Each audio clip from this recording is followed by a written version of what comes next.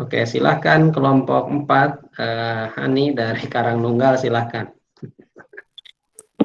Bismillahirrahmanirrahim. Assalamualaikum warahmatullahi wabarakatuh.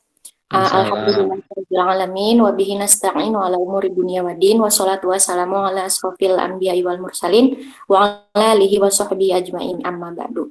Perkenalkan, nama saya Hani Pertiwi selaku moderator yang akan mengatur jalannya presentasi kali ini. Materi kali ini mengenai dampak media massa dan peran pendidikan kewarganegaraan. Langsung saja, yang pertama akan disampaikan oleh Devina Fauzia mengenai pengertian media massa. Kepadanya saya persilahkan. Bisa dilanjut slide-nya.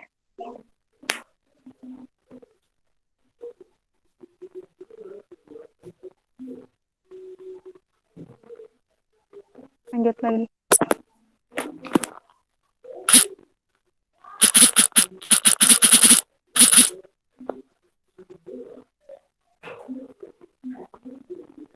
Pengertian media massa.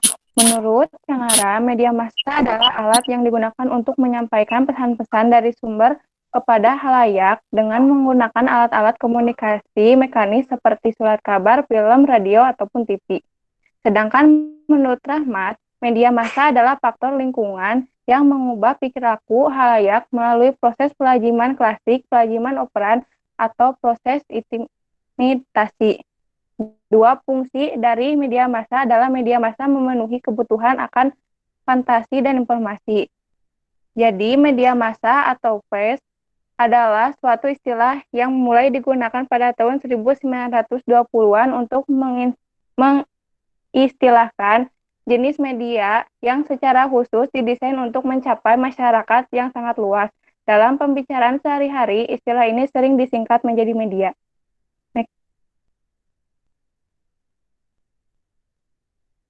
Adapun unsur-unsur penting dalam media massa, yaitu 1. Adanya sumber informasi. Dengan adanya sumber informasi yang jelas dan akurat, hal ini dapat memberikan dampak positif bagi masyarakat. 2. Isi pesan. Dengan mencapaikan isi pesan yang baik dan jelas, maka masyarakat dapat dengan mudah memahami informasi yang disampaikan. 3. Saluran informasi. Dengan memilih saluran informasi yang benar, maka informasi yang akan disampaikan dapat tersampaikan dengan baik kepada masyarakat. 4.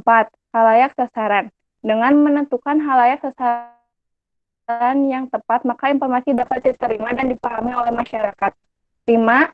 Umpan balik halayak sasaran. Dengan adanya umpan balik halayak sasaran, maka itu menjadi suatu penilaian supaya kedepannya bisa lebih baik lagi. Selanjutnya akan disampaikan oleh rekan saya. Selanjutnya adalah dampak dari media massa. Yang pertama adalah masyarakat mampu mendapatkan informasi ekonomi dengan mudah dan cepat. Contohnya, seperti mengetahui perkembangan situasi ekonomi yang terjadi pada saat ini, serta kebijakan-kebijakan yang dilakukan oleh pemerintah dalam perekonomian di Indonesia. Yang kedua, masyarakat dapat mendapatkan informasi politik dengan mudah dan cepat. Yang ketiga, mendapatkan informasi di dunia internasional. Seperti saat kemarin ada pemilu di Amerika Serikat, kita dapat mengetahuinya melalui media tersebut. Next. Selanjutnya ada dampak negatif. Yang pertama adalah memungkinkan seseorang menjadi seseorang yang individualis. Dengan adanya media massa, memungkinkan terjadinya perbedaan paham antar individu yang menyebabkan seseorang menjadi individualis dan tidak peduli terhadap orang lain yang memiliki pandangan yang berbeda dengannya. Yang kedua adalah menurunnya tingkat kesehatan. Yang ketiga, menimbulkan sikap acuh tak acuh terhadap orang lain. Yang keempat adalah terjadinya cyberbullying, terutama dalam media sosial. Biasanya terjadi karena adanya perbedaan pendapat. Yang kelima, terjadinya penurunan produktivitas pada seseorang. Next. Yang keenam adalah maraknya informasi kebohongan. Informasi-informasi yang tidak sesuai atau yang sering kita kenal dengan istilah hoax sering terjadi di media sosial yang disebarkan oleh orang-orang atau oknum yang tidak bertanggung jawab. Hal ini jelas akan mempengaruhi pemahaman masyarakat serta timbulnya kesalahpahaman. Yang ketujuh, membuat hidup lebih konsumtif.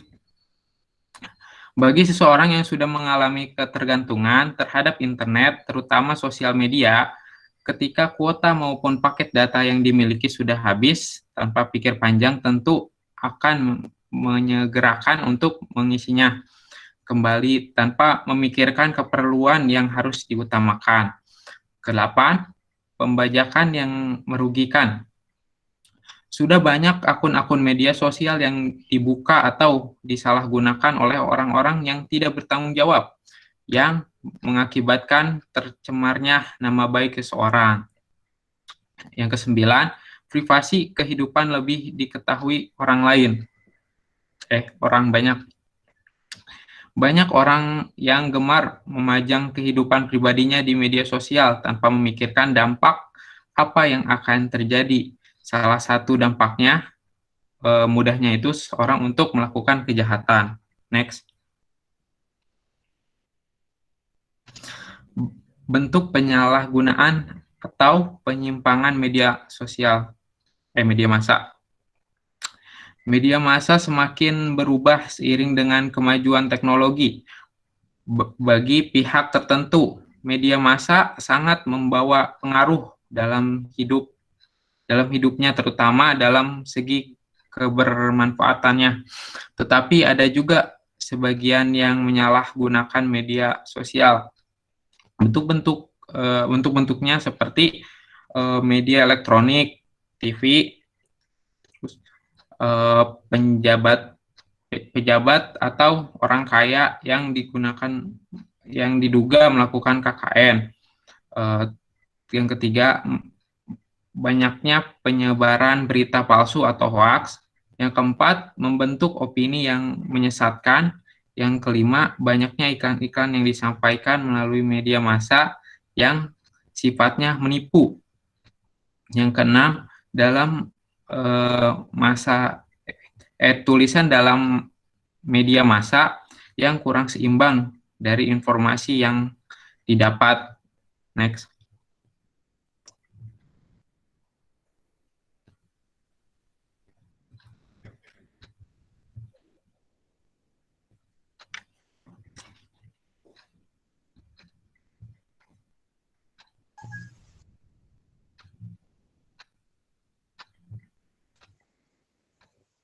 Lalu di sini ada bentuk atau contoh dari penyalahgunaan media massa.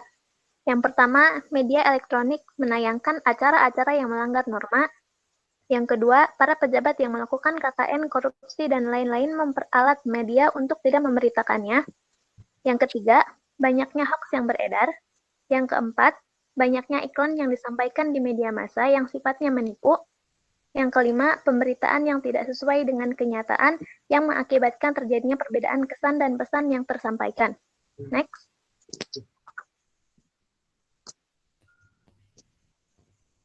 Lalu, penanggulangan penyalahgunaan media massa. Yang pertama, lebih selektif terhadap pemberitaan yang ada dan menyaring informasi yang ada. Tentu, kita sebagai pengguna media massa harus lebih jeli dan teliti dalam menerima sebuah informasi. Cek terlebih dahulu sumbernya, apakah ada sumber yang dapat dipertanggungjawabkan. Selain itu juga, apabila informasi tersebut terbukti kebenarannya, sebaiknya kita telaah lagi, apakah info itu baik untuk dikonsumsi banyak orang atau tidak. Lalu yang ketiga, menggunakan media massa sesuai keperluan. Media massa kini menjadi kebutuhan penting dalam kehidupan manusia, di mana keberadaannya ini memberikan informasi kepada halayak umum. Oleh karena itu, gunakan media massa ini untuk kebutuhan dan keperluan yang memang bermanfaat untuk kita. Dan yang terakhir, mengawasi anak-anak dalam mengakses media massa. Pendidikan pertama ada di dalam keluarga. Dalam hal ini, orang tualah yang berperan.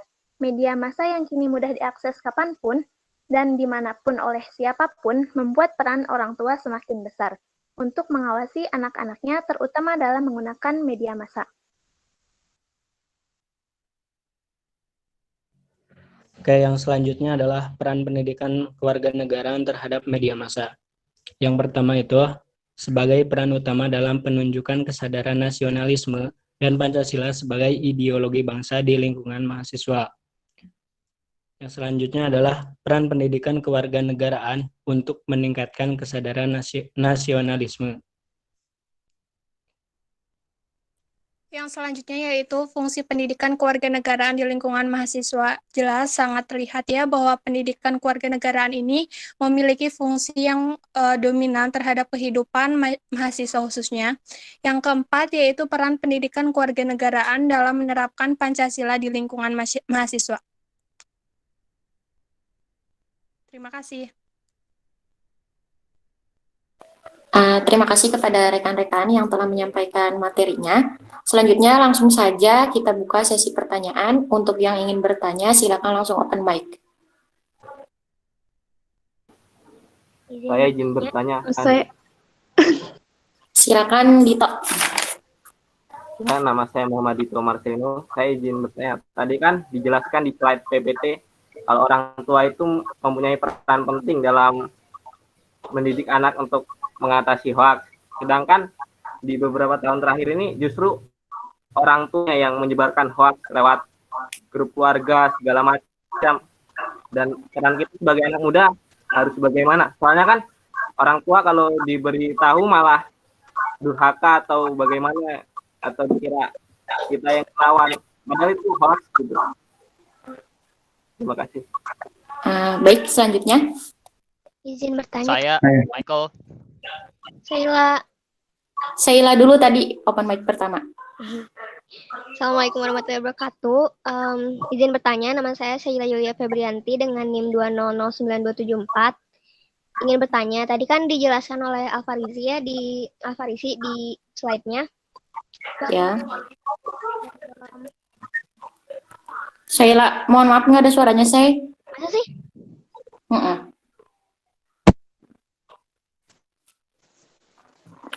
Sekarang kedengeran nggak? Kedengeran. Oke. Tadi disebutkan oleh Alfarisi bahwa mengumbar kehidupan pribadi di media sosial itu kan memiliki dampak buruk.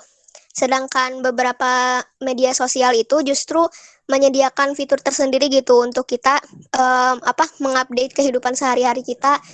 Kayak misalkan Instagram Story, terus sekarang ada Twitter juga kayak ada tempat buat story-nya gitu.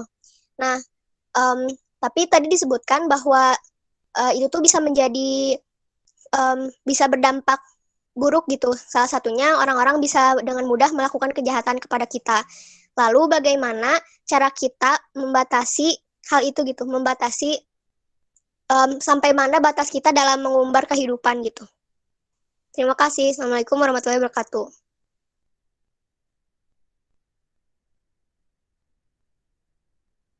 Selanjutnya. Izin bertanya. Saya izin bertanya.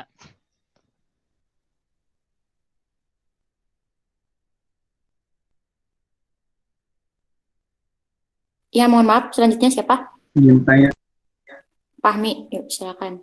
Oke, terima kasih atas waktunya. Saya ingin bertanya, cara kita biar tahu media massa yang benar-benar kredibel atau itu gimana sih? Kan sebagaimana yang kita ketahui, kayak TV One itu yang punya politikus Abu Rizal Bakri, Metro TV yang punya Surya Dharma Paloh, politikus juga, dan kalau MNC juga sama, Haritanu Sudibyo, politikus juga. Nah, kan kadang media massa itu suka dijadiin sebagai alat politik, kayak mungkin kayak quick count pilpres gitu kan, kayak kemarin-kemarin telah terjadi. Jadi media massa yang ini mengumumkan bahwa Jokowi yang menang, media massa yang ini mengumumkan bahwa Prabowo yang menang. Nah, jadi kan kita jadi bingung juga kan sebagai masyarakat. Nah, jadi gimana gitu biar kita bisa lebih percaya dengan media massa dan biar tahu mana yang lebih kredibel. Terima kasih. Baik, saya dan teman-teman meminta waktunya untuk berdiskusi. Kepada Bapak Elan, dipersilahkan jika ada tambahan materi.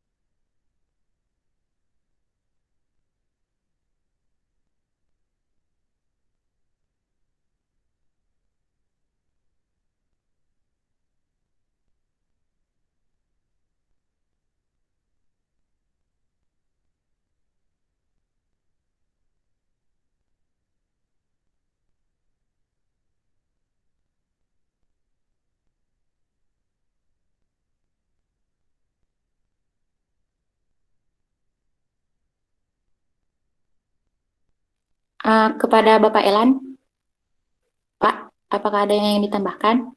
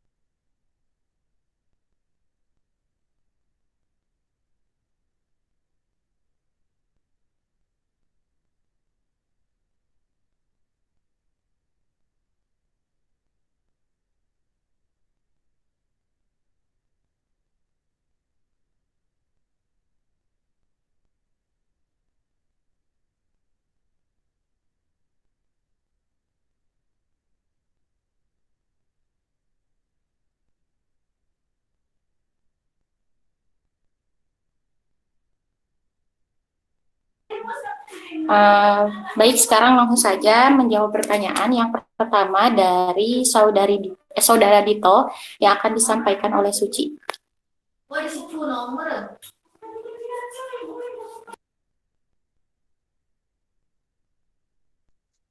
Baik, saya akan menjawab pertanyaan yang disampaikan oleh Dito. Apa sih peran anak muda terhadap orang tua yang sering termakan hoaks? Intinya begitu. Sebagai anak muda ya, kita harus sebisa mungkin memberitahu orang tua dengan cara yang benar. Kita harus mengedepankan etika ketika menyampaikan bahwa belum tentu informasi yang kita dapatkan itu benar-benar kredibel gitu. Jadi sebagai anak muda kita harus meyakinkan orang tua bahwa ketika kita mendapatkan informasi, kita harus benar-benar menyaringnya dengan benar. Apakah sumber yang didapatkan itu benar-benar terpercaya, seperti itu. Untuk Saudara Dito, apakah sudah puas dengan jawabannya? Iya, puas. Terima kasih. Sama-sama. Selanjutnya untuk menjawab pertanyaan dari Saudari Saila yang akan dijawab oleh Al Parisi. Kepadanya saya persilakan. Ya, saya akan menjawab pertanyaan dari Sheila. Bagaimana cara kita membatasi mengunggah kegiatan kehidupan kita ya sehari-hari di media sosial.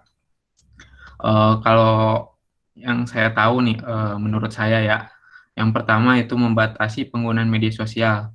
Nah, membatasi jumlah waktu yang biasanya Sheila pakai tuh dalam waktu di media sosial setiap harinya dengan menggunakan alarm atau stopwatch. Jadi dihitung tuh setiap Sheila apa sih buka media sosial di waktu berapa menit aja gitu Sheila bisa membuka media sosial untuk mengontrol penggunaan sosial media. Nah, terus yang kedua yaitu cari informasi lain selain dari media sosial. Jadi jangan terlalu terpaku gitu, misalnya baca-baca berita di media sosial tentang orang nih lagi ngepost lagi liburan sini, ya jangan apa ya, jangan ke bawah-bawah gitu. Cari aja apa kayak berita-berita yang lain gitu, yang nggak bikin kita tertarik buat ngepost diri kita di media sosial, begitu. Terus yang ketiga, mencari kegiatan yang lebih bermanfaat.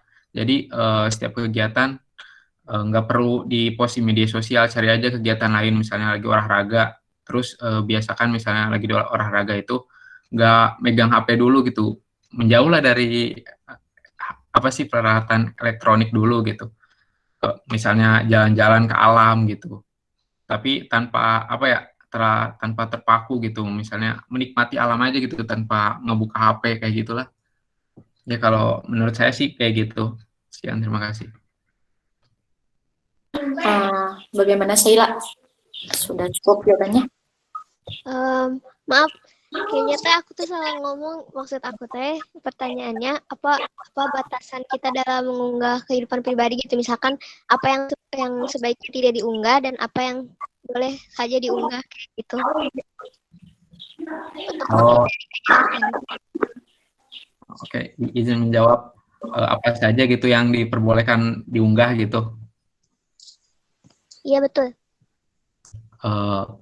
Ya saran saya ya yang penting-penting aja, misalnya kamu misalnya berprestasi di sekolah tuh bisa tuh menjadi suatu kenangan gitu, berbagi kebahagiaan dengan orang lain. Nanti orang-orang bisa lihat gitu prestasi kamu gitu, bisa diupload di media sosial. Atau misalnya lagi foto keluarga tuh, kan itu kenangan tuh, daripada hilang gitu, misalnya bisa diupload di Instagram. Ya kayak foto-foto yang apa ya, yang berkesan banget gitu, yang serasa penting, bukan yang kayak ibaratkan nih, kita mau makan aja sampai di-post di Instagram, atau lagi belanja apa di-post di Instagram. Maksudnya nggak kayak gitu, tapi kayak momen-momen penting aja gitu. Kalau menurut saya sih gitu. Sekian, terima kasih. Gimana Sheila? Udah cukup belum? Cukup, terima kasih Alfa. Selanjutnya, pertanyaan ketiga dari Fahmi akan dijawab oleh saudari Sipa. Kepadanya saya persilahkan. Izin menjawab dari pertanyaan Fahmi yang tadi kayak ngecek sumber informasi tersebut benar atau enggak gitu. Intinya gitu. Jadi gini, dengan cara awalnya tuh kita jangan mudah percaya pada satu sumber, harus analisa dulu dari sumber-sumber lain. Jadi cek banyak situs sebagai pembanding biar kita tahu gitu informasi ini sama ini. Nah, sampai ada pemberitahuan yang benar-benar valid. Cari tahu keaslian alamat situs-situsnya. Kayak misalnya yang emang banyak yang gunain situs-situs tersebut. Kayak misalnya detik.com kayak gitu.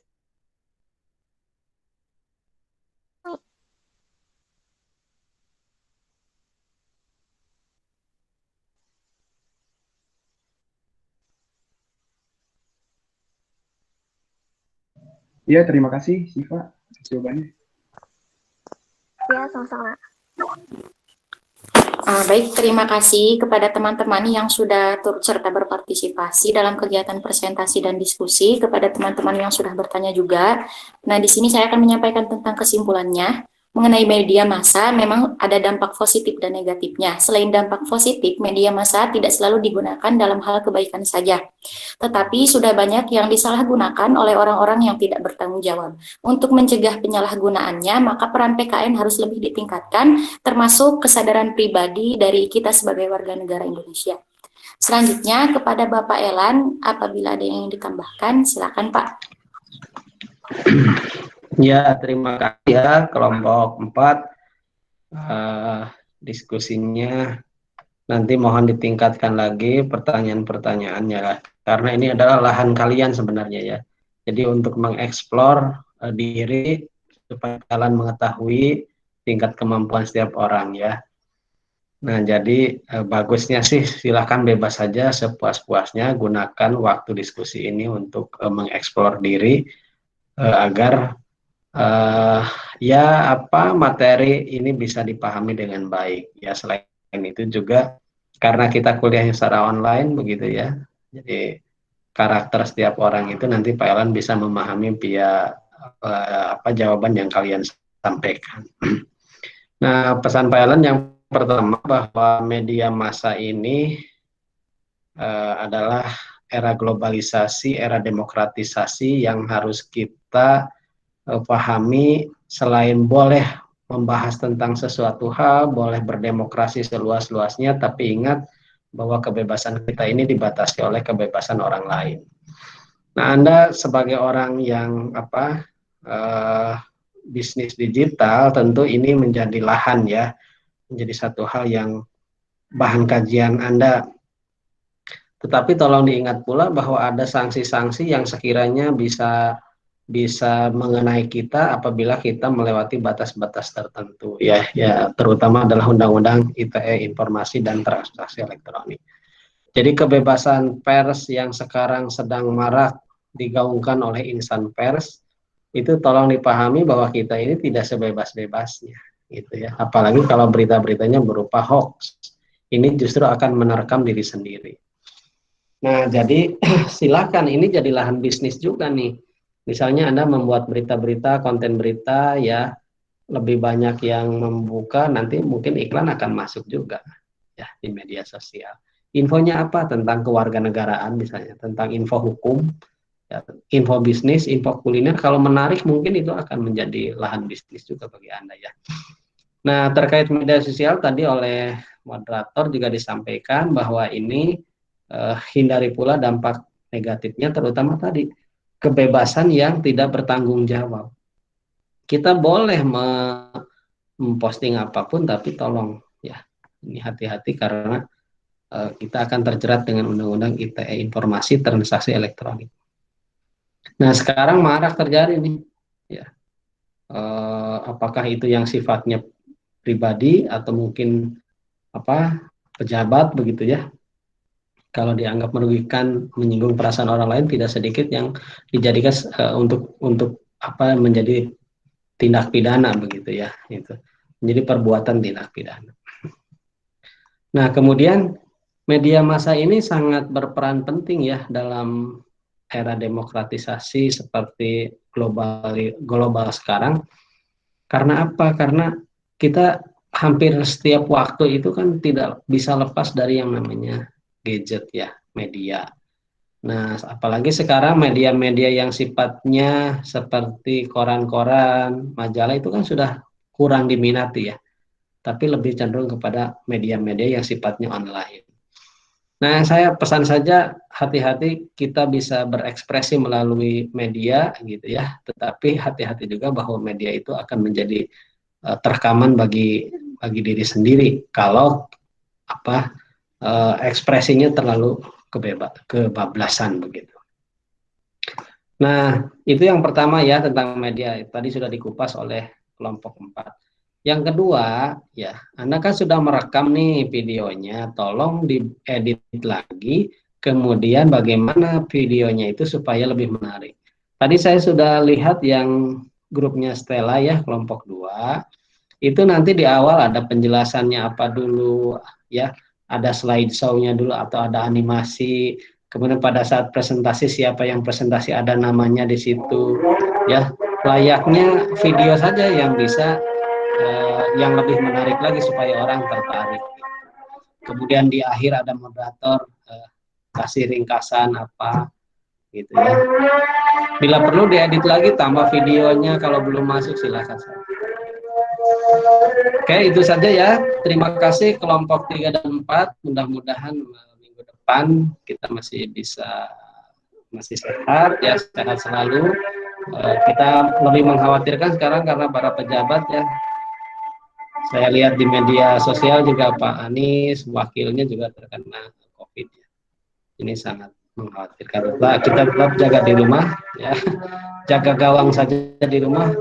Mudah-mudahan kita semua diberikan kesehatan dan kita bisa bertemu lagi di minggu depan.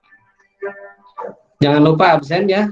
Kemudian berita acara perkuliahan diisi nanti direkap oleh oleh PJ ya. Oleh PJ supaya PLN nanti bisa melihatnya dengan jelas dan memberikan penilaian secara objektif.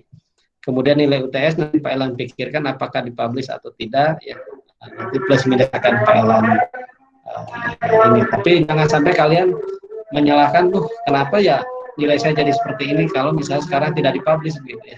Jadi ya nanti PLN pikirkan saja baik buruk. Itu saja ya pertemuan kita hari ini. Terima kasih, mohon maaf kalau ada hal-hal yang kurang. Terima kasih kelompok 3 dan 4. Terima kasih untuk semuanya. Billahi taufiq wal hidayah. Assalamualaikum warahmatullahi wabarakatuh.